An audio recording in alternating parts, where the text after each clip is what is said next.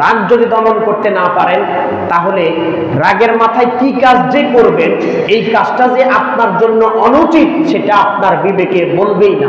শয়তান তো আপনাকে আসেই ওয়াসওয়াসা দেওয়ার জন্য, হে করে ফেল, আর এটা করে ফেল।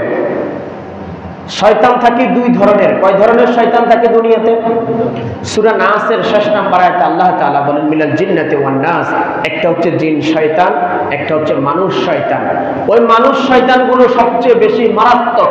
জিন শয়তানগুলোকে আপনি কোরআন থেকে যখন তেলাওয়াত করবেন, শয়তানের জন্য তখন সূরা তেলাওয়াত করবেন, আয়াতুল কুরসি পড়বেন, সূরা ফালাক নাস পড়বেন, জিন শয়তানগুলো পালিয়ে যাবে। কিন্তু মানুষ শয়তানকে পুরো কোরআন শরীফ যদি আপনি গুলে গুলেও খাওয়ান, ওই মানুষ শয়তান পালাবে না। এত মারাত্মক মানুষ শয়তান। এই সমাজের মধ্যে বিশৃঙ্খলা লাগায় জিন শয়তান থেকে মানুষ শয়তান বেশি, তারাই বেশি লাগায়।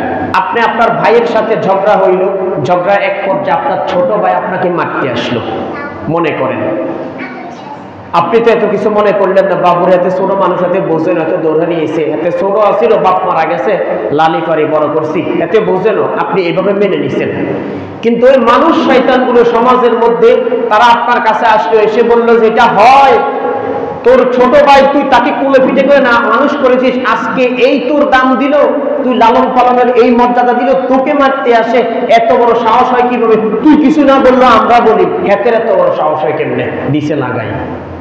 এরপরে কয় তুই যদি কিছু না কস আমরা কই, মা গো, ভাইয়ের থেকে ওই পাশের বাড়ির লোকের মহব্বত তার জন্য বেশি হয়ে গেছে, আমরা বলবো মামলা করে দে, বাকিটা আমরা বুঝি। দেয় ছোট ভাইয়ের ন্যায় মামলা করে চলতেছে এইভাবে।